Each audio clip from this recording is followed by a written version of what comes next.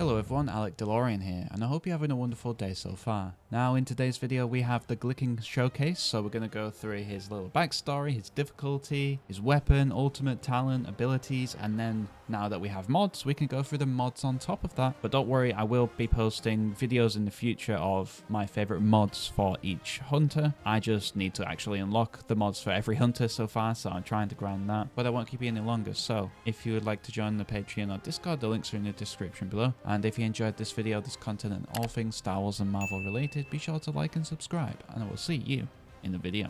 Okay, so first of all, we will read through his Kubaz Rogue little description. So he has a difficulty of 3, which isn't surprising because he's got quite an art to him, to be honest, and he's a damage roll. And about Glikkin is, Glikkin, a Kubaz Rogue, is a master thief with a flair for style. He grew up a street kid on the lower levels of Coruscant and rose to become one of the most notorious thieves in the city's underworld. Fast, street smart, and cocky, Glikkin is only out for himself. He'd steal from his own mother if he knew her, and he's completely content stealing the spotlight instead. He's come to the arena to show off his stealthy skills and see if there's anything worth purloining in the process. It's a very cool little backstory. So we did get the news article when the patch notes came out that he is an orphan, so he doesn't know his parents, and that just confirms it here as well. But yeah, he's come just for himself to the arena, really, it seems like. So that's cool. And then let's have a look at the kit. So first of all, his weapon. He has dual vibroblades. Glikkin slashes with 2 vibroblades, dealing high damage but at a short range. So with the dual vibroblades, it's kind of like,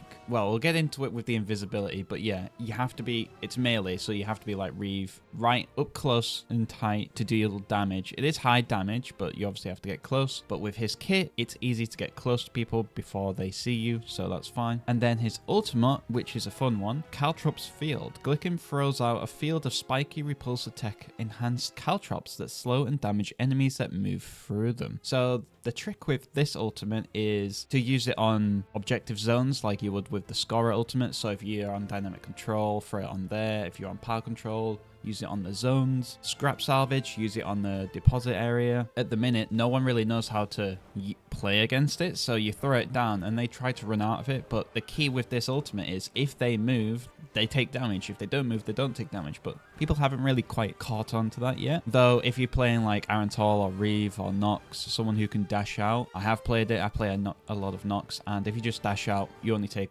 1 bit of damage, which is much better than just standing still. And then his talent. While in stealth, Glikkin's next melee attack on an enemy deals a percentage of their maximum health as damage. So this is a really cool thing. I really like this. He can deal a lot of damage, but it's not consistent damage. So if you were to go up to a scorer and you hit them for a critical of, say, I don't know, 80, and you don't have any different mods, you run the same things, then you go over to, say, a Char, and then you do a critical hit, it'll deal over 100 damage because it deals a percentage of their health. So if they have a load of health, you're going to deal more damage, which is really fun, because with mods, a lot of people are just throwing health on top of characters. So that just plays well into his talent, which is really cool. I really like this talent. And then next, let's have a look at his abilities. So first of all, stealth. I'll move this to 6. I have them all at 5. I'm very close to getting them to 25 and 26 already. I've been enjoying them a lot. So yeah, stealth, level 6. Glikkin activates his optical dephaser,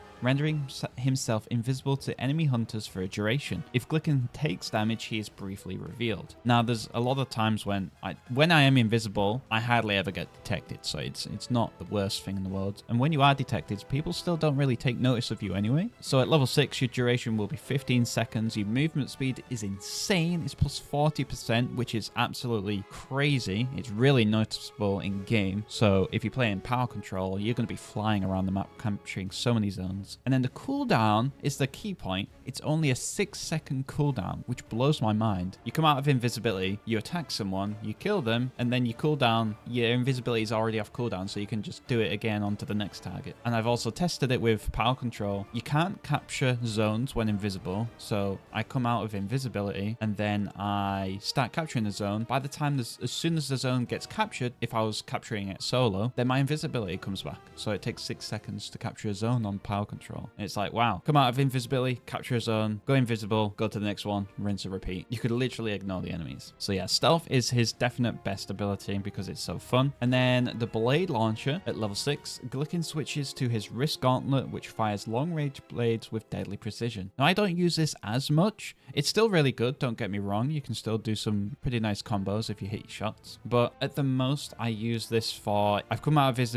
invisibility, I've done my little combo, I've done a high crit, and I've done my dash, well, my slash and dash. But they're running away with that little sliver of health. Blade launcher is the way to go. You just tickle them off at the end and finish them off whilst they're running away, because at that point, they're panicking. So you get 16 damage per hit, which it does like a little burst, so it goes pew, pew, pew, pew, pew, pew, kind of thing. So it's like 16 times 3 in one go. And then you have an ammo of 15, and then the reload duration is only 1.6 seconds, which is nice and short. And then slash and dash, which is really, really fun as well. At level 6, Glikkin quickly dashes forward, slicing any enemies in his path. So Glikkin is really good because what I like to do, my favorite combo at the minute with Glikkin is I'm invisible. I sneak up on the enemy supports. I hit them with the big combo, and then I probably hit them 2 times after that. So I've gone big crit damage, hit, and then at that point they've got a quarter of the health left. Then I use my slash and dash to finish them off because it does the 55 damage, which should be more than enough. And then if it doesn't, it has a damage over time. So a dot. So every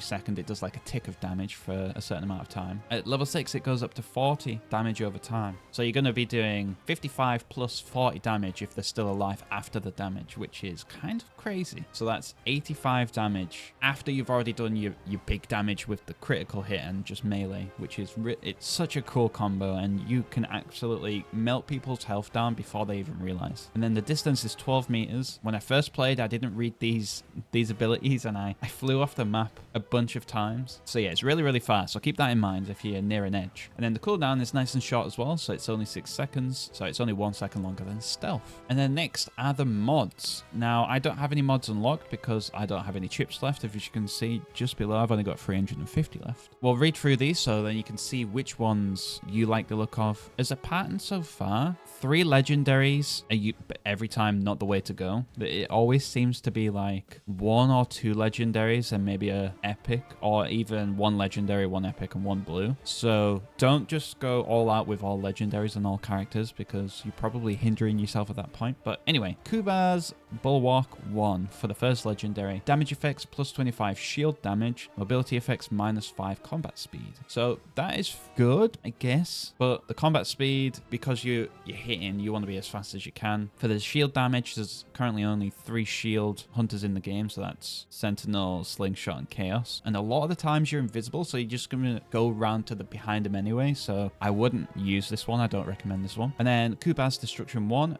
Damage effects plus 10 melee damage. Health effects minus 25 health. So this is a really good one because 10 melee damage is insane. Because if I'm hitting them with the crit and then 2 times after, that's an extra 30 damage just by having this mod on. You do lose 25 health, but there will be other mods like the purples and the blues that give you health back. So it kind of balances it out. And then Kuba's Swiftness, mobility effects plus 10% combat speed, plus 10% movement speed, and there are no cons with this. So I highly recommend this one. It's always nice to have all bonuses, and plus movement speed, combat speed is really, really good to have. And then the epics. So there's one where damage effects plus 25 combo damage, minus 7 melee damage. I can see that being really, really good as well because you already do a lot of damage with your combo damage. So your first attack after coming out of invisibility, but you do lose 7 melee damage after that. So if you were to hit 2 times after, you miss out on 14. But then I guess that also cancels it out with this, so you'd be getting 3 damage overall still. Then the next one is plus 25 health, minus 5 movement speed for sneaky health 1, which is pretty good, but I don't know if I'd use this one. Sneaky melee damage 1, damage effects plus 5 melee damage, mobility effects minus 5 combat speed. That could be alright as well, but I don't know if I would use that one. And then the 3 blues, which all the blues are always you get pros and no cons, so blues are really nice. So 5 combo damage for one of them, 20 health for one of them, and 3 melee damage for the other. I really like the 20 health ones, because a lot of the times, like with this one, plus 10 melee damage, minus 25 health, you could just basically cancel out the minus 25 health by just slapping on a 20 health blue. And they're really cheap, so why not? And there you go, there is the Glikkin showcase. So his backstory, his weapon, ultimate talent, abilities, and mods. I highly recommend playing this character if you are able to do so, if you've got the arena pass, because he's really fun. He's really